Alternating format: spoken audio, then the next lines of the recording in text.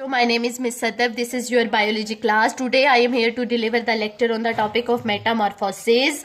This topic is included in your first year textbook of biology. Chapter name is diversity among animals. ठीक है, हमने अपनी last video में जिस topic पे प्रेजेंटेशन दी थी वो कौन सा था? Phylum arthropoda.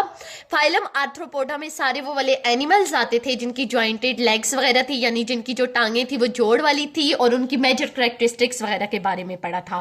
तो जो हमारा मेटामॉर्फोसिस वाला टॉपिक है ये भी किसके साथ रिलेटेड है? हमारे पास फाइलम आर्थ्रोपोडा के एनिमल्स के साथ, कि फाइलम आर्थ्रोपोडा के एनिमल्स अपनी डेवलपमेंट में कौन सा प्रोसेस शो करती हैं? मेटामॉर्फोसिस का। अब मेटामॉर्फोसिस प्रोसेस कौन सा है? थोड़ा सा इस प्रोसेस को स्टार्ट करने से पहले मैं आपको बताती चलूं कि हमारे पास जब आर्थ्रोपोडा के एनिमल्स मेल और फीमेल जब आपस में फर्टिलाइजेशन करती हैं, मेल का स्पर्म फीमेल के एग के साथ जब फ्यूज होता है, फर्टिलाइज करता है एग को, तो वो क्या बना देता है? जाइगोट। एग और स्पर्म फ्यूज होके क्या बना देते हैं? जाइगोट। जाइगोट को हम फर्टिलाइज्ड एग भी कह सकते हैं, ठीक है। अब इस जाइगोट को कन्वर्ट होना होता है किसमें? एडल्ट्स में। तो जब जाइगोट एडल्ट में कन्वर्ट होता है, दरमियान में डिफरेंट हमारे पास प्रोसेसेस, डिफरेंट चेंजेस आती हैं। उन सारी चेंजेस को, उस सारे प्रोसेस को जिसमें एक जाइगोट एडल्ट में कन्वर्ट होता है, उस सारे प्रोसेस को कलेक्टिवली हम क्या बोलते हैं? मेटामॉर्फोसिस। मेटामॉर्फोसिस हमारे पास, दोबारा मैं रिपीट करती हूं, मेटामॉर्फोसिस हमारे पास कौन सा प्रोसेस है जिसमें एक एग, कौन सा एग? फर्टिलाइज्ड एग, जिसे हम जाइगोट भी बोलते हैं।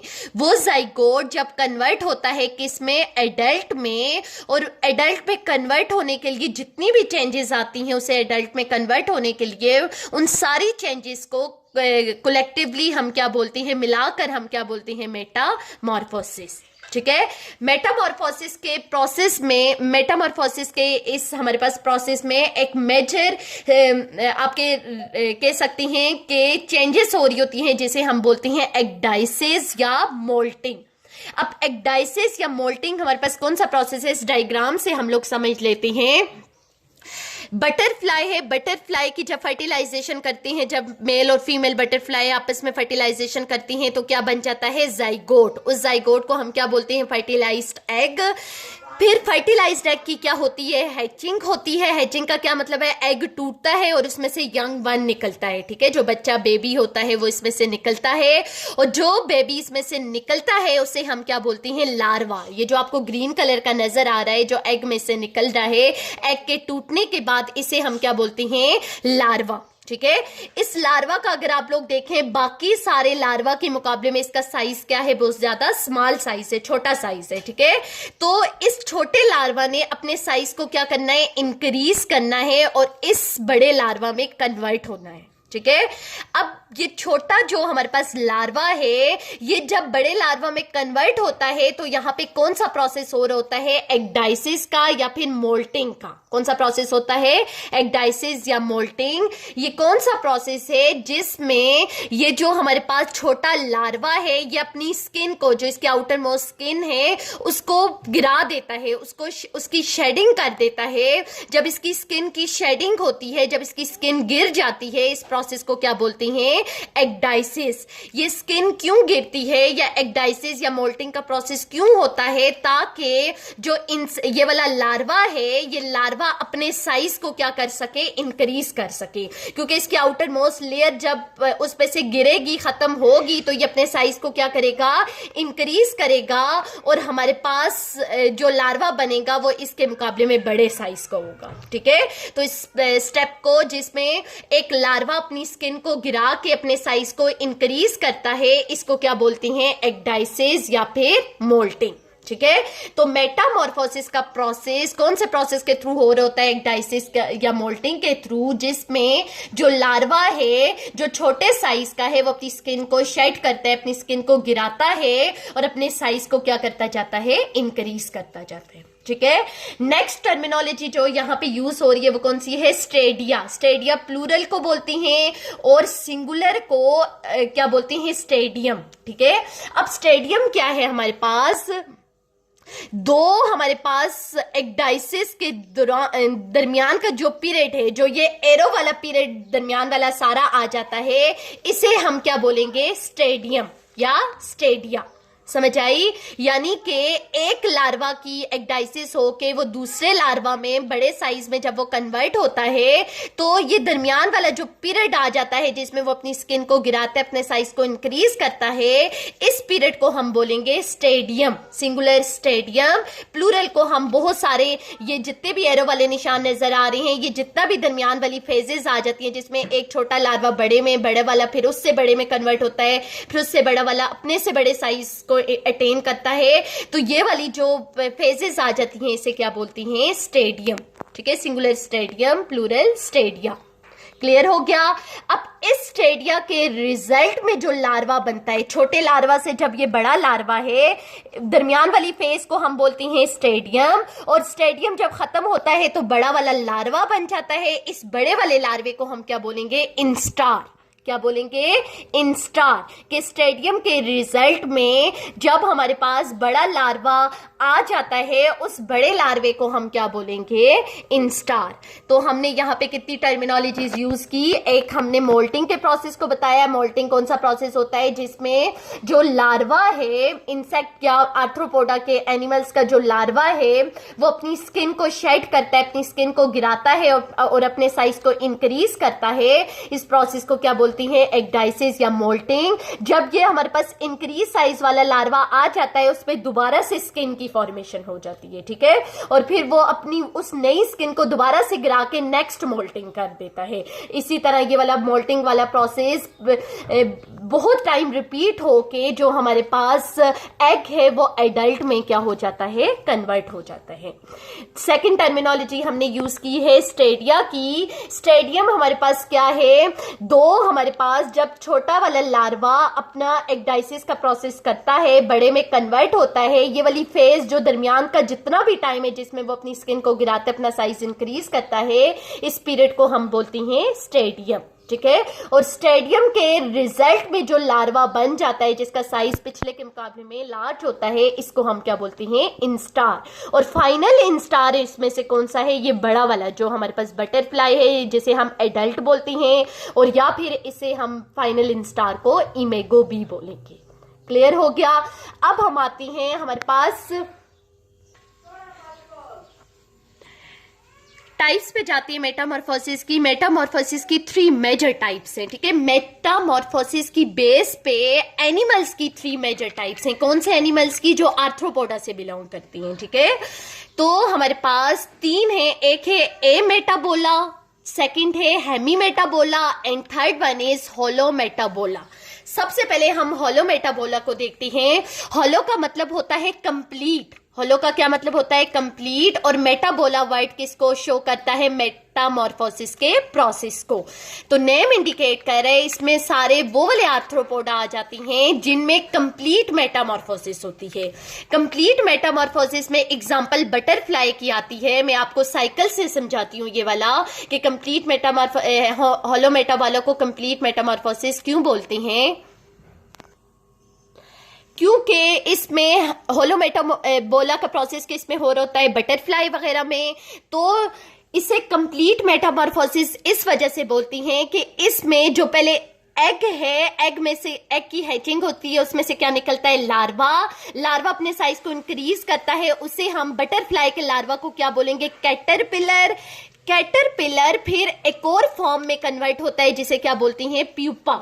ठीक है, प्यूपा में कन्वर्ट होने के बाद प्यूपा जो है फिर किस में कन्वर्ट होता है? एडल्ट में।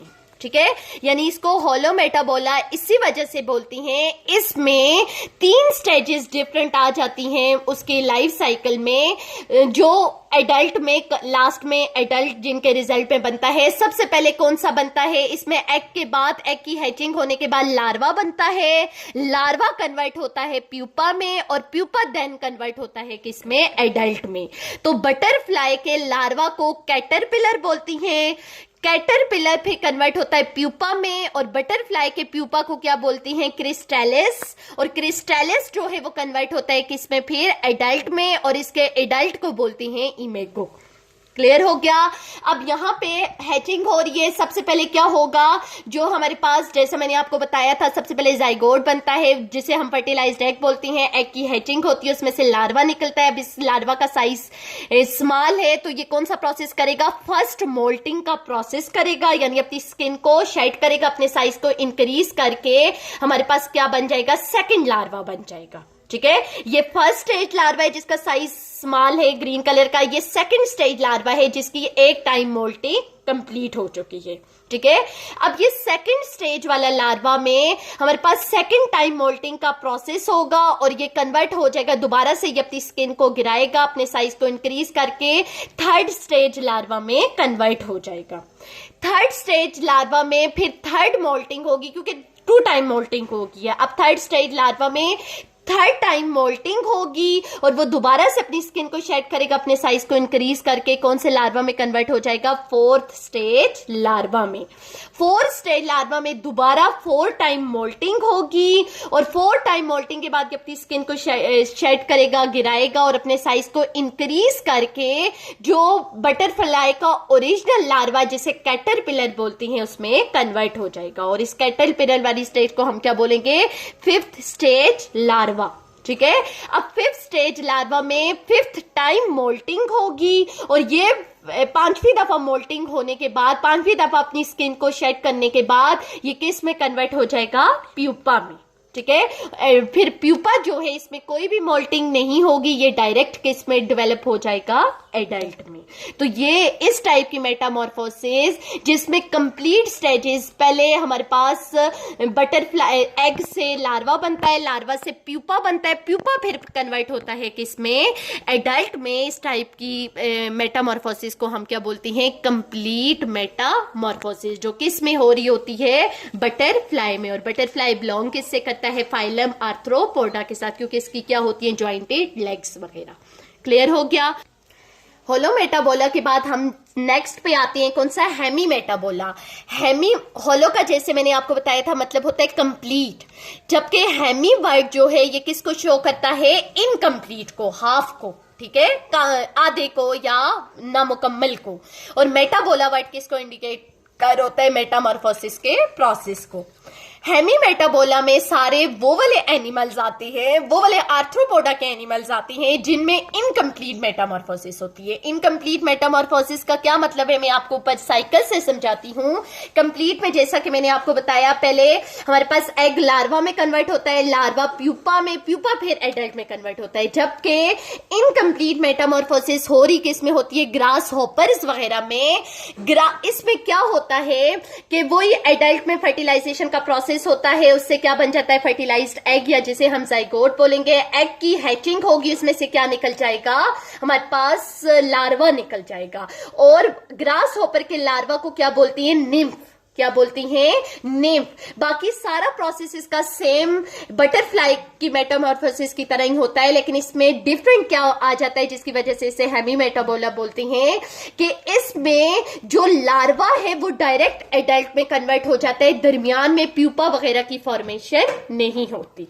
ठीक है, यानी एग लार्वा में कन्वर्ट होगा, लार्वा जो है वो डेवलप हो जाती है किसमें, एडल्ट में, दरमियान में कोई भी प्यूपा वगैरह की स्टेज डेवलप नहीं होती। और सेकंड मोस्ट इंपॉर्टेंट चीज कि इसका जो लार्वा है वो बिल्कुल अपने एडल्ट की तरह मिलता जुलता होता है, सिर्फ साइज में क्या होता है, स्मॉल होता है।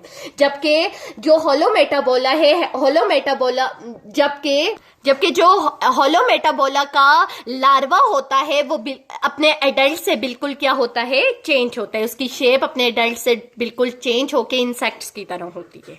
क्लियर हो गया, किधर, अच्छा। हेमी मेटाबोला और होलो मेटाबोला की समझ आ गई। होलो मेटाबोला वो वाला मेटामॉर्फोसिस का प्रोसेस होता है, वो वाले इंसेक्ट्स वगैरह जिनमें कंप्लीट मेटामॉर्फोसिस होती है, जिसमें एग जो है वो लार्वा में, लार्वा प्यूपा में और प्यूपा देन एडल्ट में कन्वर्ट होता है। जबकि इनकम्प्लीट या हेमी मेटाबोला में वो वाले हमारे पास एनिमल्स आ जाते हैं जो इनकम्प्लीट मेटामॉर्फोसिस को शो करती हैं, यानी कि इसमें एग लार्वा में कन्वर्ट होते हैं और लार्वा डायरेक्ट एडल्ट में डेवलप हो जाते हैं, इसमें दरमियान में कोई भी प्यूपा वगैरह वाली स्टेज नहीं आती है। और इसका जो लार्वा है वो बिल्कुल अपने एडल्ट की तरह रिजेंबल कर होता है, बिल्कुल उसकी तरह मिलता जुलता होता है, सिर्फ साइज में उससे थोड़ा छोटा होता है, ठीक है। और यहाँ पे इस साइकिल पे भी देखें बाकी सारा उसी तरह होता है। एग से हैचिंग होती है, हैचिंग से सबसे पहले हमारे पास फर्स्ट स्टेज निम्फ निकलता है, फर्स्ट स्टेज निम्फ की मोल्टिंग होती है, वो सेकंड स्टेज निम्फ में कन्वर्ट हो जाता है, सेकंड स्टेज निम्फ की फिर सेकंड टाइम मोल्टिंग शो करके वो थर्ड स्टेज निम्फ पे कन्वर्ट हो जाता है, थर्ड स्टेज निम्फ में दोबारा मोल्टिंग होती है जिसे थर्ड मोल्टिंग बोल लेंगे, वो फोर्थ स्टेज निम्फ में कन्वर्ट होगा, फोर्थ स्टेज निम्फ में हमारे पास फोर्थ टाइम मोल्टिंग होगी, वो फिफ्थ स्टेज निम्फ में कन्वर्ट होगा, और फिफ्थ स्टेज निम्फ में फाइनल फिफ्थ मोल्टिंग होगी और वो एडल्ट वन में कन्वर्ट हो जाएगा। तो इस टाइप की मेटामॉर्फोसिस को जिसमें प्यूपा की फॉर्मेशन नहीं होती है उसे इनकम्प्लीट मेटामॉर्फोसिस बोलते हैं, जो कि किस में हो रही होती है, ग्रास हॉपर्स में। थर्ड टाइप की तरफ आती है हमारी, थर्ड टाइप है ए मेटाबोला।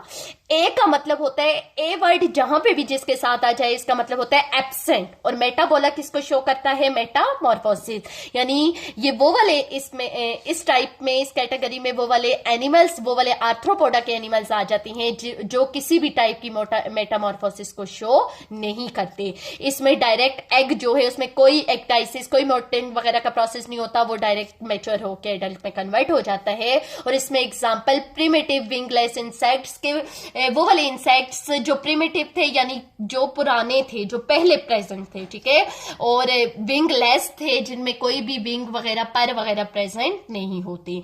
तो ये था आज हमारा सारा टॉपिक मेटामॉर्फोसिस का। मेटामॉर्फोसिस का प्रोसेस था जो कि कौन से टॉपिक के साथ रिलेटेड था, फाइलम आर्थ्रोपोडा के साथ, कि फाइलम आर्थ्रोपोडा की फर्टिलाइजेशन होने के बाद वो डेवलपमेंट में कौन सा प्रोसेस शो करती है मेटामॉर्फोसिस का, यानी उनका एग जो है एडल्ट में कन्वर्ट होने में जितनी भी चेंजेस आती है सबको मेटामॉर्फोसिस बोलती हैं। एगडाइसिस का प्रोसेस शो करती हैं, दो एगडाइसिस के दरमियान की स्टेज को स्टेडिया बोलती हैं, स्टेडिया के रिजल्ट में जो फाइनल ऑर्गेनिज्म बनता है उसे इंस्टार बोलती हैं। इसके अलावा तीन टाइप की ये मेटामॉर्फोसिस की बेस पे आर्थ्रोपोडा के एनिमल्स को तीन डिफरेंट कैटेगरीज में डिवाइड कर दिया गया है। एक है ए मेटाबोला, हेमी मेटाबोला, होलो मेटाबोला। ए मेटाबोला जैसा कि मैंने आपको बताया वो वाले इसमें एनिमल्स आ जाते हैं जो किसी भी टाइप की मेटामॉर्फोसिस को शो नहीं करते। हेमी मेटाबोला वो वाले हैं जो इनकम्प्लीट मेटामॉर्फोसिस शो करती हैं, यानी कि दरमियान में प्यूपा वगैरह की स्टेज नहीं आती। और होलो मेटाबोला में वो वाले एनिमल्स आ जाते हैं, वो वाले आर्थ्रोपोडा के एनिमल्स आ जाते हैं जो कंप्लीट मेटामॉर्फोसिस शो करती हैं, जिसमें एडल्ट के बाद एग्स जो है पहले लार्वा में कन्वर्ट होता है, लार्वा प्यूपा में पहले कन्वर्ट होता है और प्यूपा फिर जो है एडल्ट में मैच्योर हो जाता है।